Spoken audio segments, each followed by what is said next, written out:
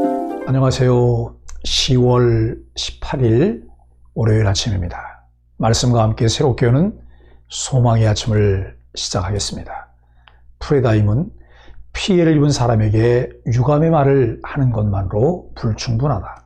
공정함과 정의로움을 이루기까지 배상하라 라고 이야기합니다.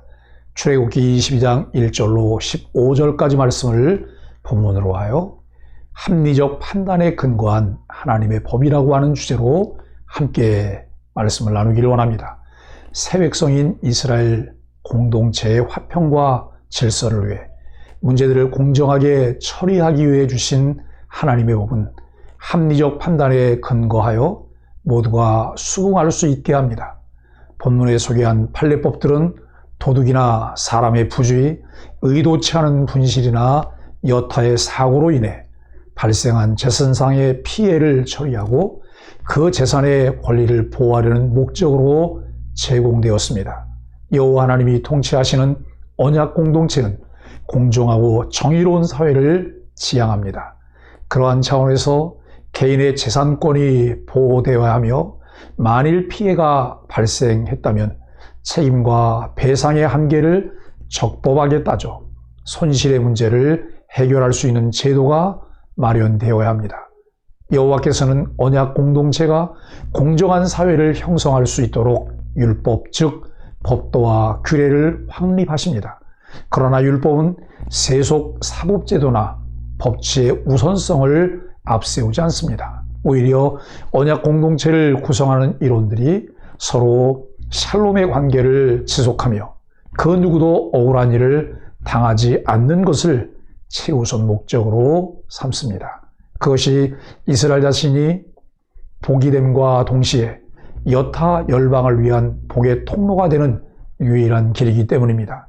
하나님께서 주신 율법 중 8계명은 모든 것이 하나님께로부터 왔다는 것을 인정하게 합니다. 만물의 주인이신 하나님께서 분비하신 것들을 각 개인의 소유로 인정하고 돌려야 한다는 의미를 지니고 있습니다. 개인이 재산을 소유할 수 있는 것은 생존권과 관련이 있습니다. 우리는 소유하되 소유하기 위해 소유하는 것이 아니라 살기 위해 소유해야 합니다. 각 개인의 생존을 위해 자신에게 합법적으로 속한 것을 소유하는 일이 필수적입니다. 생존을 위한 개인 소유의 보존과 관련하여 부정적인 금지 명령과 함께 긍정적 의무 명령을 함께 부과합니다. 사람은 타인의 재산을 탐하거나 빼앗아서는 안 될 뿐 아니라 피해를 줘서도 안 됩니다.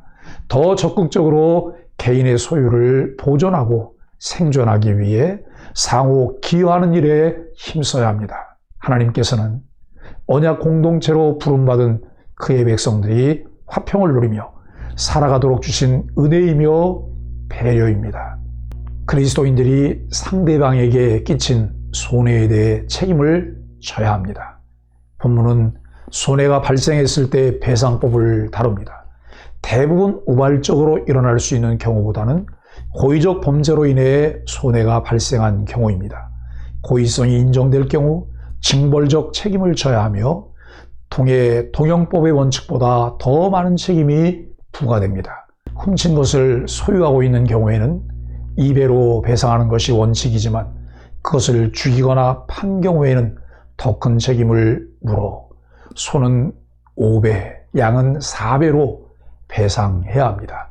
집에 침입한 자를 죽인 경우 밤인지 낮인지에 따라 즉 주인이 상황을 파악할 수 있었는지에 따라 처벌을 달리합니다.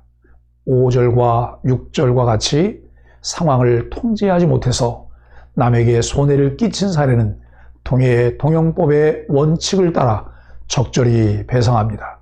훔친 것을 갖고 있는 경우와 죽이거나 판 경우 배상은 어떻게 다른가요? 고의적인 죄에 더 큰 책임을 묻는 이유는 무엇인가요? 다른 사람의 물건이나 가축을 맡으면 그에 따른 책임을 져야 합니다. 그러나 그가 훔치지 않았거나 불가항력적인 상황 때문에 손해가 발생한 경우에도 책임을 져야 하는 것이 아닙니다. 훔친 자 혹은 기타 책임 있는 자가 배상해야 합니다. 맡은 사람이 자신의 무죄에 대해 하나님께 맹세하면 맡긴 사람은 그것을 받아들여야 합니다. 그러나 맡은 사람에게 책임이 있다면 그가 마땅히 책임을 져야 하고 자기 과실이 아니라는 증거를 내면 책임을 면할 수 있습니다. 이웃에게서 빌린 물건의 손실에 대한 책임도 원래 주인의 현장 참석 여부에 따라 달라집니다. 이처럼 율법은 합리적 판단을 중요시합니다. 물건 맡은 이가 무죄에 대해 하나님께 맹세하면 맡긴 이는 어떻게 해야 하나요? 원칙과 합리적 판단 사이에서 균형을 맞출 일은 무엇인가요? 하나님의 배상법은 상식과 예의에 관한 교훈이라 해도 무방합니다. 만일 무엇을 하면 으로 시작하는 조항을 계속 열거한 것은 우리가 자유를 부여받은 존재이면서 동시에 언제든 하나님 앞에 방종할 수 있는 존재임을 일깨워줍니다. 하나님을 두려워하지 않는 사회에서는 필연적으로 비상식적이고 모렴치한 일들이 일어날 수밖에 없습니다. 그러므로 하나님 나라 백성은 상식과 배려를 늘 염두에 두고 거룩한 삶을 이루는 데 힘써야 합니다. 만물의 주인이신 하나님께서 개인의 생존을 위해 필요한 재산들을 분배해 주셨습니다. 이것을 좀 더 축적하려는 마음이 다른 사람들에게 손해를 입히기도 하고 때로는 도적질하게 하는 경우들도 있습니다. 우리는 소유하기 위해 소유하는 것이 아니라 생존을 위해 소유하고 그것을 하나님의 뜻에 따라 분배하며 사용하기 위해 소유해야 한다는 사실을 다시 한번 상기하여야 합니다. 우리들이 관리하는 것을 가치 있는 일에 사용하기 위해 늘 깨어 있어야 하며 그 일에 대한 계획과 비전을 가져야 합니다. 언약 공동체인 교회 공동체가 구체적으로 그 일들을 이루기 위한 계획과 그 일을 이루기 위한 실행을 모든 공동체 구성원들과 함께 하여야 합니다. 재산 때문에 사람을 잃기도 하고 얻기도 하는 어리석은 세상에 우리가 살고 있는데 하나님의 백성들은 합리적 판단에 근거한 하나님의 법을 잘 따름으로 공동체 내 화평의 관계를 만들어가는 사람들이어야 합니다.